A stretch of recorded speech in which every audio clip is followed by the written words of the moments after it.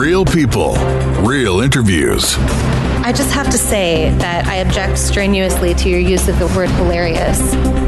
Hard-hitting questions. What do you think about feminism? Do you like it? Taking you to the cutting edge of truth. Yeah, well, Last Jedi is one of the worst movies ever made, and it was very clear that Rian Johnson doesn't like Star Wars. Kyle pulls no punches. I want to ask how you're able to sleep at night. Ethan brings bone-shattering common sense from the top rope. If I may, how double dare you? This is the Babylon Bee Interview Show.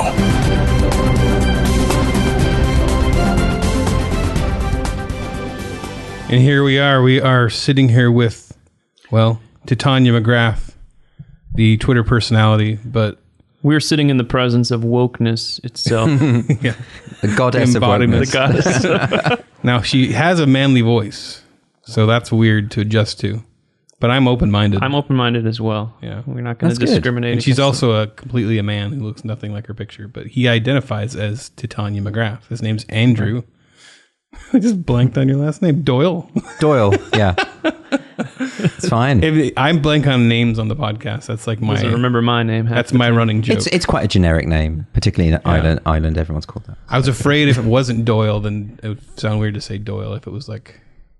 Well, it would be weird if it wasn't my name. Yeah. Luckily, that is my name. Where's that coming from? It's okay. So if you guys don't know, we need to like set this up. Andrew has a Twitter alias. It's a fake Twitter account. The girl named Titania McGrath. And she is how would you describe Titania? I would say she is a radical, intersectional, feminist, slam poet, and activist who is very... well, she likes to say how oppressed she is. You know, she revels in victimhood. But she's really rich, you know. Let's face it. She's got a trust fund. She's got a timeshare. She's got, her parents give her everything, and So that's the type of person it is, and so therefore it's a satire of a particular type of person that I'm sure we all recognize. But we don't have anybody like that here in California. So. Yeah. No, it's alien to you guys. It must just be a UK thing. You know? Yeah, that's right. All right. Well. Yeah, if you're on Twitter, you ought to give this. Yeah, you haven't. Well, yeah, warning to our listeners. Yeah, she's a little foul sometimes. You know, feminists love talking about private parts. That's just how they are. They always bring it into everything. Comes back to. Well, she wants to be shocking. She thinks she's really shocking and radical and avant-garde. Yeah, and she's actually an incredible conformist. So that's what's quite... I mean, I don't know if you saw... what's her name? Mona, the radical... the activist, the Egyptian activist, standing outside the White House the other day. She tweeted out and she was swearing, saying... Flower bed. Trump. Porpoises. The patriarchy. Monkey. Misogyny. Pterodactyl. Racism. I mean, it was really eloquent, you know. She had the red head and she had two middle fingers up. Right. And you could just see... So edgy. Exactly. It's like, this isn't shocking. You know, that's what we used to do when we were 12. You know, that's what I just want to explain to people about swearing. Like, kids don't get how to, like, you know, curb back things. Like, they don't... You just have to tell them, don't swear, because you're going to overuse it. You're not going to use it right. So, like, the power... The power is when it's used carefully and used well. You know? A kid's being a rebel, but when you're an adult and you're swearing to be rebellious, it's not... Nobody's like, oh my gosh, she's so rebellious. And no one's going to listen to you either. I mean, this is the other thing. If you're serious about your cause, and I know a lot of them are... then you should be trying to persuade people. If you're just shouting, flower bed, you mother turnip, they might just walk away. Preaching to the choir. They might just leave and think, I'm going to go and talk to an adult instead. Yeah, that would be a more productive use of my time. So I have not read Titania's full book yet, but I was picking up some highlights from her, explaining her her history. The book is called Woke. Yeah, A Guide to Social Justice. And so it's her kind of autobiography. I don't know. Starts off with that and she's kind of explaining. The first chapter is about her life. That chapter is called My Struggle. Yeah. And she... Is that the name of Hitler's book? Well, she doesn't speak German, so she wouldn't know that. And then the book goes through chapter by chapter trying to outline the problems with the world. So there's a chapter on Islamofeminism. There's a chapter on free speech. There's a chapter on... toxic masculinity, you know, that kind of thing. Yeah. So it's covering all the bases, and she's basically telling you what to think, because she thinks that you can only be free if you think the way that she thinks. Basically. Yeah. So in this section, she's explaining how oppressed she was as a child, even in her childhood, raised by rich parents. She says, "Who is expected to sit still and not complain? I had been breastfed for the first 6 months of my life. Did my mother not realize that I was a vegan? Did she even care? Either way, this was abuse." It's a sad story. It's terrible. "Before I was even out of the crib, I was self-harming with my nappy pin. By the age of 4, I was suffering from both anorexia and chronic overeating. When these two conditions occur simultaneously, it can be difficult to spot because the victim ends up eating a regular amount of food on a consistent basis." Like the balance of the two. It's a tricky one, yeah. And then she says, "But I was bleeding inside. My insides were literally full of blood." Yeah, everything she says has a kind of sense of profundity. Yeah. You know, I think she thinks that she's saying these things that are earth-shattering. Mm-hmm. You know, and yeah. Kyle's just reading your book right now. I'm gonna read this poem, part of this poem. I can't read the whole thing, but it's called "I Victim." Should I find the flower bed button? "You have dined upon my succulent gusset, like a rage Twizzler. hobgoblin, belching power, or a Chinese assassin with fat hands. But I am woman. I rise like the bewigged toad of probity, spitting matriarchal cannonballs into the open groin of Porpoises. I shall feed you banjo meat from Satan's buffet. My revenge is gluten-free." But you see, because it's slam poetry, you should do it in a vaguely urban accent, and also probably leave pauses in odd places. Yeah, odd pauses. That's what she would do. You know, because she's a posh white girl who, when she goes into slam poetry, tries to sound a bit black. You know, there's that level of pretension about her. We have a female robotic voice that we have insert into the show every once in a while. If she needs to correct us or something, it might be interesting to have her name's Cynthia. We might have Cynthia do some. Yeah, Cynthia do some slam poetry. Do some read Titania some poems. Yeah, I'm down for that. A little boy's Brexit. Why are we leaving Europe, Mommy? Mrs. Wilson says I'm doing really well at my French lessons, and Maisie wants to learn Irish dancing. And we all love to eat pizza on Friday nights. Why does Theresa May hate us so much? That's creepy. You've got a robot that steps in, like Hal from 2001. We just add it later. It's just like a Siri type. Yeah, it's like Siri correcting us. So we're like, "What was that movie?" And we forget. And then she comes in and says, "This was the movie." I'm sick of Siri. I just got this Apple Watch that talks to me every now and then. It thinks I'm saying things, and it interrupts and says, what is that? What is that you want? And I don't want anything. Shut up. And it also tells me when I'm not being active enough. You haven't stood up enough. Get out of my life. Wow. Yeah, it's really invasive. You sound pretty oppressed. I mean, that is a form of oppression, isn't it? I still like the watch. It looks good, and you know, I'm gonna keep it, but I'm gonna Flower bed. about it all the time as well. Well, that's really a benefit. Yeah. You buy this product, you spend $600 or $700 on it, and you get to be oppressed. I mean, it's great. I love social justice activists on their smartphones complaining about microaggressions, but of course, the very smartphone that they are delivering this message on was produced by exploited Chinese children. But that's okay. That's okay. Yeah, That's, we can't see them. No. I mean, they're grateful for the work, right? I mean, what else are they going to do? Well, they're just waiting for the amazing iPhone that socialism would produce. Yeah. Can you imagine how good It would work. It would be made of wood, but it would. You know, you shouldn't dismiss it before seeing what they come up with. So you weren't out. So before you were secretly this Titania persona. Yeah, we'd like for to hear how the long? coming out story. How long were? Well, okay, so And I guess what was the impetus to actually create it? You've probably told this a million times, but I have. It's very boring. give it a I had nutshell an version. idea to make an My account. assumption is that we have like what percentage of our audience do you think has seen this? It's just the Twitter people. Yeah, I don't exactly. know. I see it shared like on Facebook Yeah, where people will it's screenshot massive. it and say, "Can you believe this?" You know, and they think it's real. That's the other thing we got to get into, like We'll people talk about that a believing bit, your but- satire. Yeah, I say for people who aren't on Twitter, who have a life, you know, I mean, I always forget that lots of people are on Twitter. and That's a lot. Most good. people are smart and not on Yeah, Twitter. exactly. Yep. Well, okay, so it was started in April 2018. So what's that, year and a half ago, something like that. And I was, I suppose, well, I'd been working at the time on a character called Jonathan Pye, who is a YouTube character who is a news reporter and is very left-wing and berates the right. And a lot of the stuff was sort of anti-right-wing satire. What do you mean by working on? I was co-writing that. Oh, okay, because I was like, So- wait, you created that guy? How'd you do that? No, I saw him. I was the guy who created him is the guy who plays him, Okay. and we wrote he's it. not real.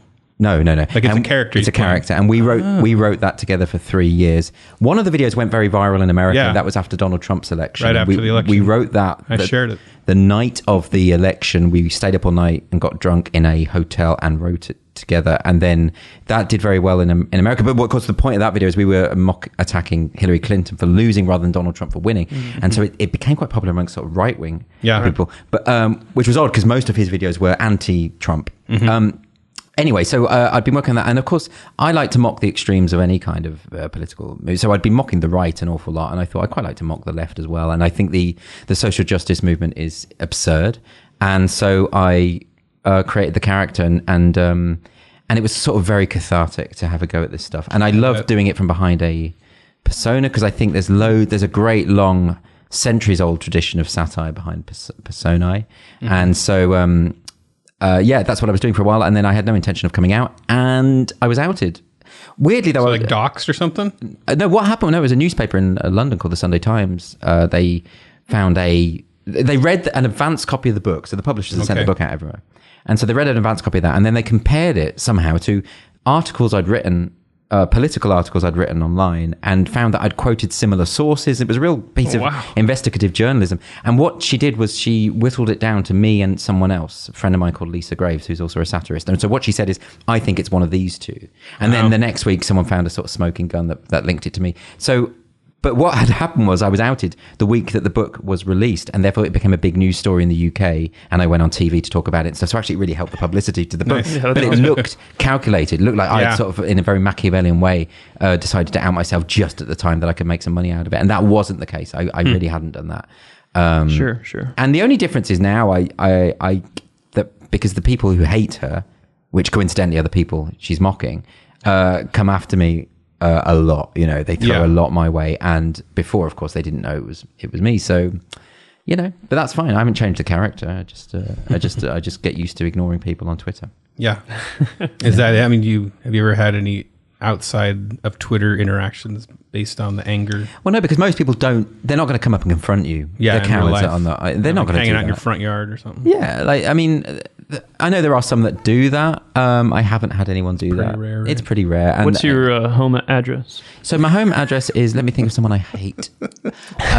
42 Grange Road, Lingfield, West Sussex, RH191BE. Okay. All right, so go and check that person out. That doesn't sound like a real address. One of those. It is like one of those weird British addresses. No, it's someone I dislike. So go and... I'm going to have to Google this now. I was trying to think what the White House address was. Something Pennsilvania Avenue. I believe so. Yeah. Something like that. Yeah. You probably know more than I do. Well, I'm a tourist, right? You know, yeah. Yeah. So get myself a star map in Hollywood. I'm going to go and stalk some. Oh, we could take you around and show you. I know where Snoop Dogg lives. Do you? Yeah. Oh, he's a friend of mine. You already know. Yeah, I'm in with Snoop. Yeah, it's fine. But my wife saw him at Walmart once. Well, so I've been told that if you hang around in Beverly Hills, you will see these people around. Yeah, they're quite fun. I never go up to celebrities, though. I never do that. I find it really. I'm not one of those guys either. I find it embarrassing, and I'd like to. I think it's always good to tell people you enjoy their work, but I also think it's going to annoy them, right? I wouldn't be surprised if. And just that awkward, thanks. Yeah, exactly. Unless you've got something insightful to say. Yeah. Then I generally wouldn't do that. Your work is terrible. I hate everything you've ever done. I did meet. Sometimes if I meet someone I admire, a celebrity I admire, in a social situation, like someone, that's different. That's nice, and that you can talk to the person then. I met one of my comedy heroes in London once, called Victoria Wood. You won't know her because she won't be known here. She was a major comedian. She died last year, 2 years ago. And I met her, and she was very prickly and very kind of, and of course, there's that. But I wasn't that disappointed because I'd heard that about her. But she's such a genius that I was a bit tongue-tied talking to her. Yeah, I don't know what to say. What am I going to say? Yeah, exactly. What are you going to say? I mean, what are you going to say to them that they've not heard before? Yeah. So, and they don't know you. It's the weird thing with people. Stars is you feel like you've known them your whole life and they have no clue who you are at all. It's like, why start a relationship on that foot? Yeah, exactly. But you sort of conjured an idea of what you think they are. Yeah, exactly. So what is it that you think is so easy to make fun of when you write satire, when you do satire about the left? I don't think any of it is easy. Because I think you need to try and get it right. I've got it wrong a few times. I think, but I think it is rich pickings because we're in a particularly odd period of time where the people who are dominant culturally and are the people with a lot of power think they're the underdogs, and that hasn't really happened before in a way that I can pinpoint. So the kind of the woke social justice crew, I mean, they dominate Hollywood, the media, the arts, the law in the UK, journalism, education, certainly the higher education, certainly universities in the UK and the US. So they are incredibly powerful, predominantly bourgeois, predominantly rich people who are crying about their oppression, right? So and of course what the social justice movement does is it legitimizes bullying. It makes it okay to say the most horrible things, to dox people, to physically attack them in the case of Antifa. And so and yet these are the people claiming to be oppressed. So I don't like bullies, full stop, from wherever they come from and whatever they think. Right. And I certainly don't like a movement that claims to be the good guys in order to behave in an abhorrent way. So that's why I go after it. But that's why it's inherently funny in of itself, insofar as someone who's a millionaire who writes for a left-wing newspaper telling poor white people how privileged they are is funny. It's already funny. So you just have to find a way to sort of make it even funnier and expose it. But that's what you guys do. I mean, I'm preaching very much to the choir. Well, I do see a parallel with the way that the religious right used to be in America, is that we did control a lot of the cultural elements, and we did feel that we still had that attitude like we were oppressed, right? And that's why we've been the butt of jokes for 50 years, and rightly so, right? Amen. It's not like anyone who claims to be oppressed had better be oppressed. Very few people in America and the UK are oppressed, like really, in terms of there aren't people asking you, where are your papers? You can't, we're going to control where you live and what you say and all this sort of stuff. The oppression is a strong word, right? And I think it should be reserved for actual oppression, because I think it degrades the people who have had to live through. I mean, this is why, when this promiscuous use of the word Nazi and fascism and all of that is so. Not only is it historically illiterate, but it's also really offensive to the people who live through genuinely fascistic regimes, which currently exist in the world, but also historically, such as the Nazi regime and Mussolini. And I just think it's a really that's a sort of genuinely offensive thing. I don't, when people say that Donald Trump is a Nazi and the people who vote for him are Nazis, I think, okay, well, I haven't seen him as yet attempt to instigate a one-party state and to violently shut down the Democrats. I haven't seen that happen yet. So, don't use the word until it's appropriate, So sloppy. Yeah. Have you ever had anybody, because you have people that mistake Titania as, a psycho feminist, and they hate those kind of women, so they get in a big argument. Have you had anybody who is like, oh yeah, she's great, I'll follow her because I love her, and she thinks just like I do? There was the feminist Naomi Wolf, famous feminist. Mm-hmm. She agreed with something she wrote on Twitter. She shared it. She's like, yeah, she replied. Girl. Here, she girl. replied to it. Huh. She was talking about the anti-trans movement. There is That's awesome. There was it's a number of times people have taken it seriously. Like, ever heard of Naomi Wolf? Happened this week. Sorry, it happened 4 days ago. There was awesome. the face of the French social justice movement. Now I don't know her name. Oh, that sounds awful. She retweeted one of Titania's tweets approvingly, and then there was an article in a French magazine sort of gloating about this, saying that the head of let me see if I can find it. Okay. And this, it does happen a lot, and I think it's because what Titania is saying isn't a million miles away from what these people are actually saying. I think that's what it is. I mean, what I try and do is I try and exaggerate. Yeah. And I try to hint in some way within the tweets themselves that it is ridiculous, but that doesn't always register. Yeah, one thing I love that you do is with Titania, she will retweet actual articles or op-ed pieces or whatever and be like, yeah, this is right down up my alley. Yeah, and exactly. Kind of exactly take it to its logical conclusion. Oh, so this is someone called, now I apologize if I mispronounce this. The woman is called Rokhaya Diallo. Okay. It's not a name I'm familiar with, so that's why I don't know how to pronounce it. So there was an article in the Atlantico French magazine, and they call her the famous face of social justice. So she retweeted. Yeah, I mean, that's That's encouraging. I mean, part, it's fun. Like the best fun is when people think it's true. Yeah. So, I got into loads of rows yesterday or 2 days ago when she tweeted about veganism. I don't know if you saw this tweet. And then I screenshotted a lot of the arguments she was having and I posted them. Those are hilarious. And I do that every week or so. So I'll give you an example. So this was, how many days ago? Yeah, this was 2 days ago. So what she tweeted was, she tweeted, all animals are naturally vegan. The food chain is a myth created by men to justify eating meat. And then there were like, and you see here, I've tweeted 4 different arguments, debates that she's had with people. Yeah. One woman came back saying, no, cats' spiky teeth are perfectly adapted to catching and holding prey, as well as chewing through tough skin and crunching up on bones. And then Titania replies, nonsense. All of my pet cats have been vegan. I tend to get a new one every few months because cats have such a short lifespan, unfortunately. But so that's fun. Like I enjoy and that's not mean. I don't think that's mean. I think that's, because 9 times out of 10, whenever I argue with someone and post a screenshot, they come back later and say, "Oh, that's actually really funny," and they end up following her. But and I like that. I don't do this sort of nasty attacks, but I always stay in character as Titania. If they want to talk to me about my genuine political, they can go on my own Twitter account. That's not normally where people go if they want to shout at me. Because what's the point if you shout at Titania, you look like an idiot. Yeah, it's funny. Like all of the really nasty ones, they don't go after Titania because they end up looking stupid. And plus, I think because she's got so many followers, the followers attack them. So I think people want to steer clear of it. Twitter is it's a cesspit, isn't it? It is, yeah. It's just like horrible human behavior. It's the worst. Yeah. It brings out the worst in people.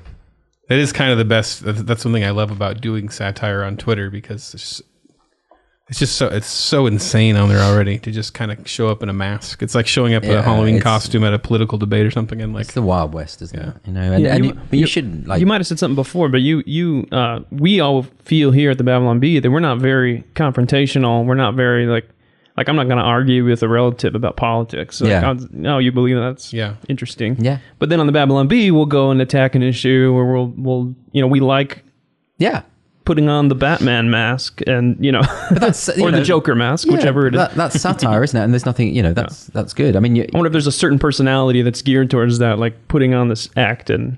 Yeah.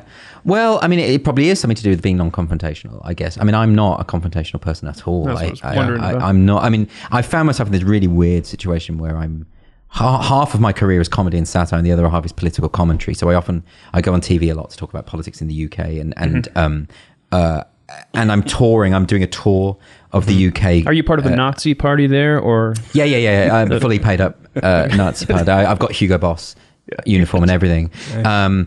And so I'm touring the UK with a commentator called Douglas Murray, who's a conservative commentator in the UK. And we're touring, and the tour is called Resisting Wokeness, and we've already had a lot of angry responses to that. And so that's a political discussion thing. So that's my other side of my life. But what's odd about that is I kind of just fell into that. I certainly don't like arguments when they get nasty and when people start shouting and throwing things.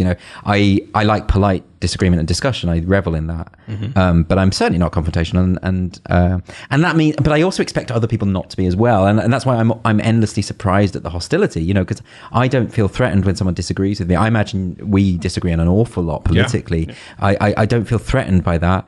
And I also am not sufficiently arrogant to think I'm right about everything, and I'm willing to be persuaded on things. And I think it would be so lovely if absolutely everyone felt that way. And that sounds quite arrogant as well, if everyone felt like me. But what I'm saying is like, no, I'm sort of saying the opposite. I'm saying that, if I'm wrong about something, great, tell me why, rather than just asserting that I'm wrong. And let's have that discussion. That's more fun.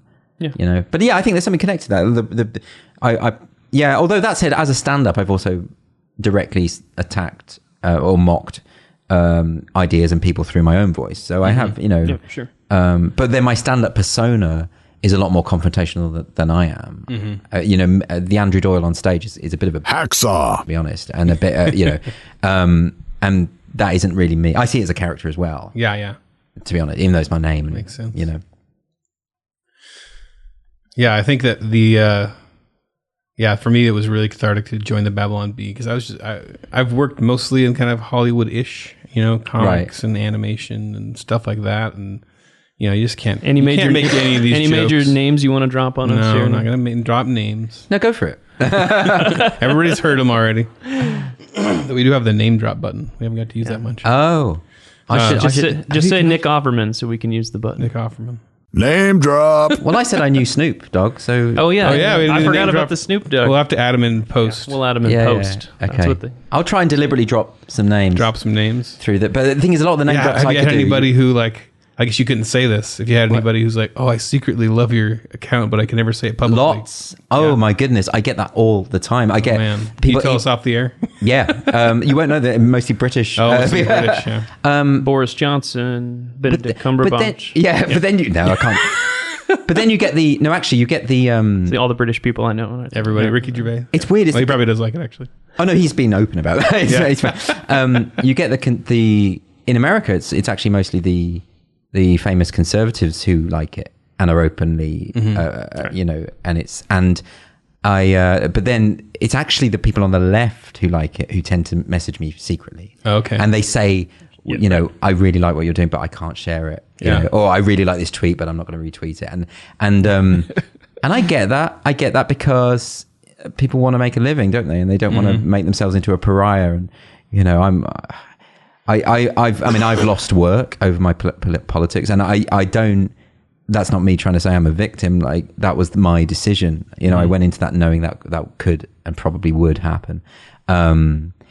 But I've reached a point in my life where I don't care. I think it's much better to be honest. I'm sort of buying it. I just know how self-destructive it is to tell lies. It is that simple. And there are also some things I just cannot not speak out about because I find it, I would consider it morally wrong actually to remain silent on certain things.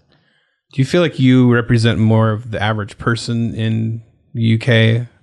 Like when I feel like the average person, like pushing actually back is okay against wokeness and stuff. pushing back against wokeness, being cool with talking about ideas rather than having a sense of humor. It feels like it's an elite, kind of an elite or a certain culture that's really loud online. Yeah, we're all individuals with different ideas about different things, but I think one thing I can say is that the vast majority of people are pretty decent. The vast majority of people want to have discussions and are smarter than people think. Yeah. Like my guiding principle in terms of everything I write and say is I always assume that the people who are reading are smart, and I don't talk down to people, and that's not what the social justice movement does. But are you punching down? Well, I don't punch down. I hate that punching down thing anyway. I do too. Because sounds like punching down to me. Well, okay, so I don't think that you can have these rules about where you punch in comedy. I don't think that works because everyone's idea of up and down is different. That's the first thing. I don't punch down insofar as my targets have always been those in power in one way or another, and that's my decision. But I'm not going to try and legislate against what other comics, what targets they choose. I think it's got to be an individual decision. I can defend all of my jokes, and I don't think I don't joke cruelly. I don't joke in a nasty way, but that's my own. But that's not to say that you can't. And I know some comics who have done some brilliant caustic and pretty unpleasant comedy actually, but it's skilled. It's just not something I would do. Yeah. But I guess people would probably say within the woke, framework that just by being a male mocking a feminist, you're already punching down, right? Well, they're idiots.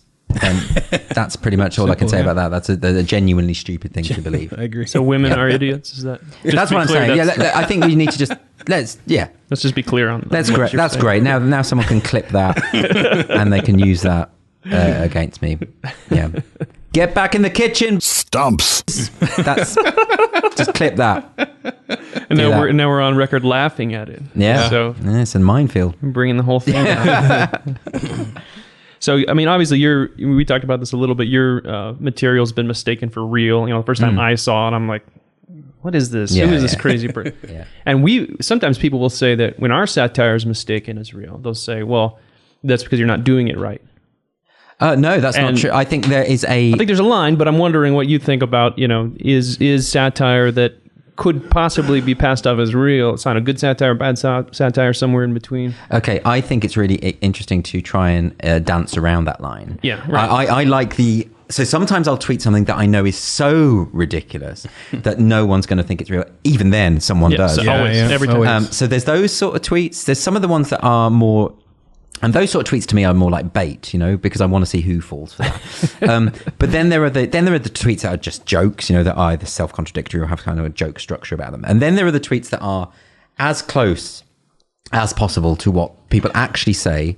Like, for instance, now was it Rosanna Arquette? She's the very woke actor, right? She's one of them. Yeah. They're all woke. Who did a tweet about how she said something like, I'm paraphrasing here, but something like, I'm so deeply ashamed every day of being white.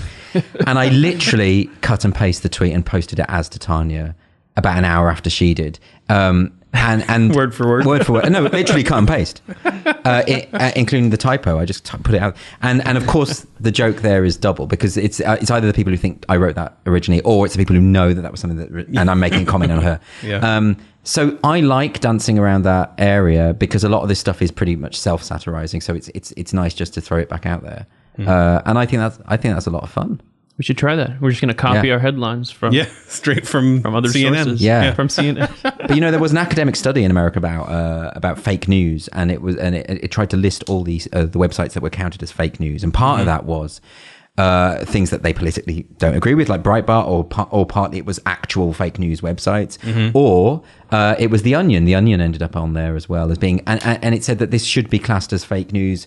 And there are lots of people saying that you should always have to put parody at the start of parody articles, which undermines the entire point. Horrible, We've been battling that a little bit. I think that's a disastrous thing to do. It's like a comedian laughing at their own jokes, And I just started a joke. Here's a joke. Yeah, I'm very interested in the way in which the stuff that you produce satirically can literally mirror what's happening in the real world, and exposing that, because if that is the case, then something's wrong. Something's going very badly wrong. And I'll give you an example of, there's a very woke newspaper called The Independent in the UK, and Titania hoaxed them. I don't know if you know about this. It's one of the mainstream publications in the UK, and they just publish any old woke nonsense, right? And they published an article which called for comedians to be prosecuted under hate speech laws, obviously hoaxed and ridiculous and authoritarian.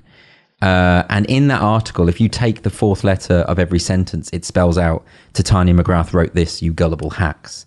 And they published that. And it's still up. It's still online. My agent's getting all these nasty emails from them saying, is this true? Have you,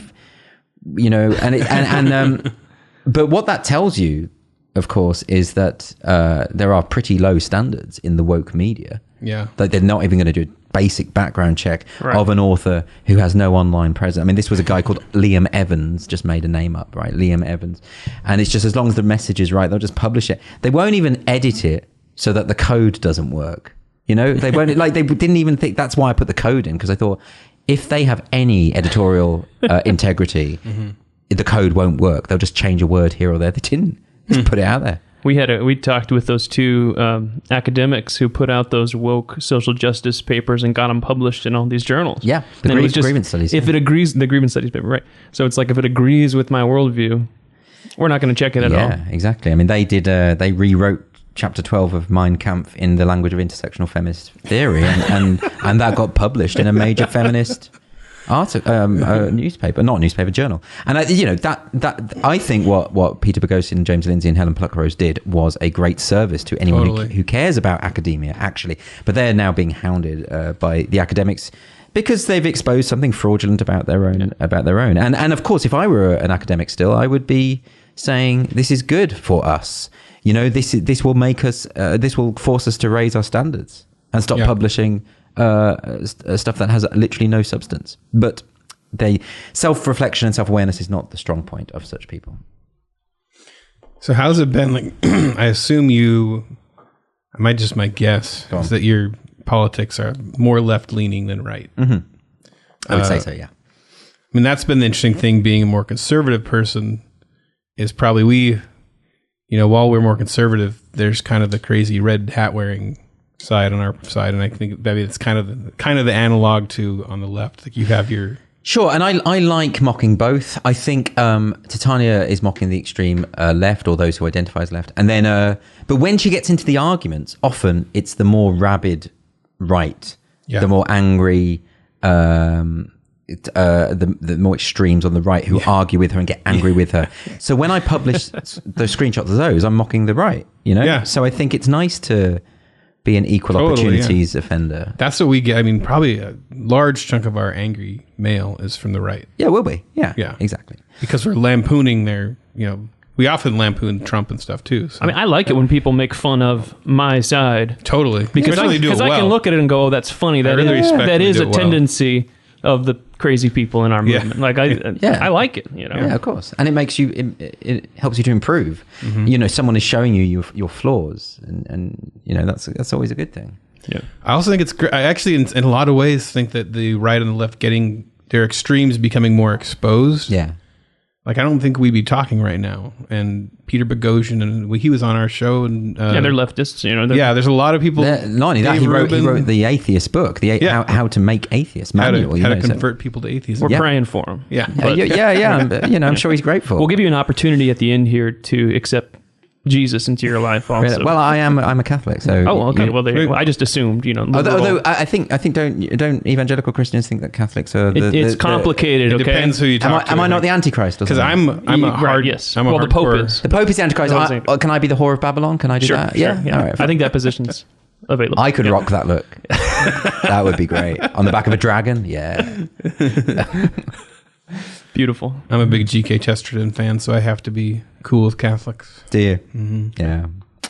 Well, it's not, it's, I'm from a Irish background. So, my family, my mother's from Northern Ireland, from Derry. So, big Catholic family. You were saying in the car on the way here that you think that Jesus is a socialist. Yeah. Well, he pretty unambiguously said, if you're rich, give your money away. Let's not get into that because we'll have but it's pretty unambiguous. There are some sort of metaphorical things going on in the Bible, but that one is quite clear. Well, okay. It was good talking to you. All right. Yeah, okay. Bye. All right, I just kill the conversation. I was just trying to does that upset make you, something interesting. Does that upset I'm you? Very triggered. I'm very triggered. Hear it all the time. Yeah. Because he fed the 5,000. I actually think the interesting thing about Jesus is that he takes people who are like way over on the left and calls them to more personal responsibility, and he takes people that are way far on the right, and maybe tells them, maybe you do have some social responsibilities. So dealing with bigger principles, he isn't saying seize the means of production, right? Exactly. But there are some principles within there, fundamental Christian principles of selflessness and altruism and helping people, basically, and that is something I think that is good from a left or right wing perspective. Totally. I don't think what Jesus was saying is go out and make as much money as you can and screw over the poor. I don't think. I mean, well, I know. You need to reread the Bible. Maybe I have to read the original Aramaic or something, and then that'll come across a bit. That's an idea we mock a lot too. Side too. Yeah, absolutely. Go and make Republicans all nations. Yeah. All right. Well, we have a special treat for you.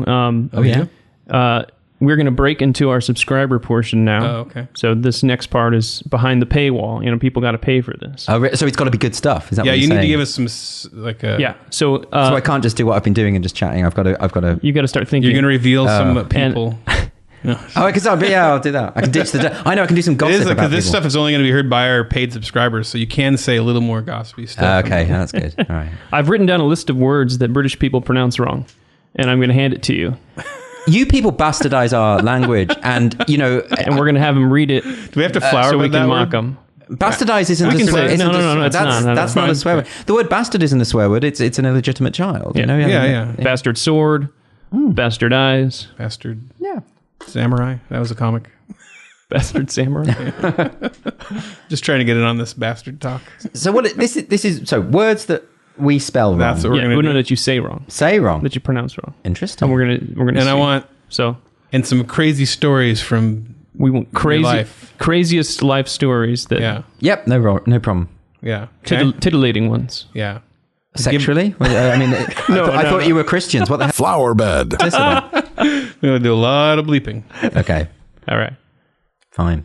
If any white people are listening, what would Titania's parting words or parting advice be for these white people? Kill yourself. Oh, thank you. Yeah. Beautiful. Yeah. All right, everyone. Well, you can get Titania McGrath's book, Woke, A Guide to Social Justice. Yep. I assume you can get it on Amazon. Yeah, it's great. There's a whole chapter against capitalism, so But get you it, can get buy it, it on Amazon. get it on Amazon. Do that. Yeah, it's a perfect way to do it. Yeah. And so check that out. And we want to thank. Yeah, you can also follow Andrew. And you can follow him. Yeah, you He can has follow this him normal on. Twitter. I have my normal Twitter. Do you want to just do this interview and we'll just. Yeah, okay. So I have the normal Twitter, which is andrewdoyle_com. So you can send me messages and abuse there, which is normally what I use it for. It's just a conduit for anger. And then Titania McGrath, @Titania McGrath is the account. So that's what you can do. I'm not on Instagram because I don't want to learn something new. Yeah, we've talked about this at length. We hate Instagram. Yeah. And I feel like there's a lot of pressure having to record my life visually.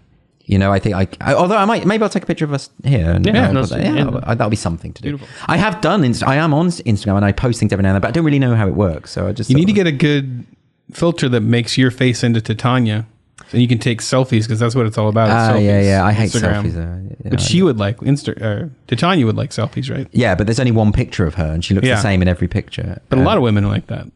Well, they all look the same, don't they? They are the same. They have the angle. They know what angle. They have that face they make. Yeah, the duck lips. Yeah, the pouting. Yeah, the pout. Yeah. Well, thanks for coming across the thanks pond. for coming all the way from the UK just for this for interview. the Babylon Bee. We really that was the appreciate only reason I'm here. All the way to Rancho Cucamonga. Is that where you are? This is where we are. Okay. Yeah. So thank you. Yeah. Thank you very much. All right. Coming up next for Babylon Bee subscribers.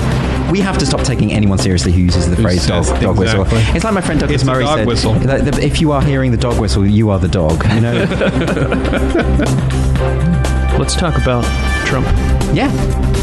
Here we go. Privacy. Oh, wrong. Do we have a buzzer? What should it be? Privacy.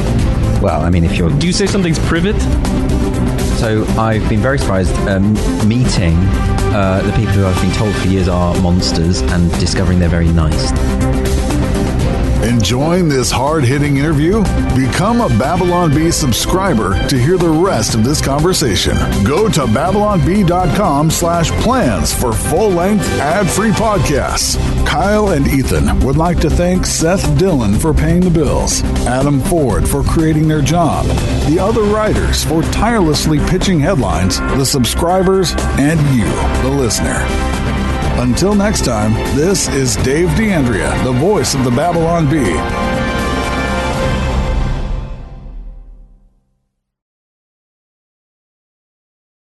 And in that article, if you take the fourth letter of every sentence, it spells out, Titania McGrath wrote this, you gullible hacks. And they published that. And and it's still up. It's still online. My agent's getting all these nasty emails from them. Yes, because she's a sophisticated poetess, and therefore understands that a haiku needs to have 5 syllables, then 7 syllables, then 5 syllables. And it needs to shock. It needs to shock those bumpkins. Shock the bumpkins. What a great slogan.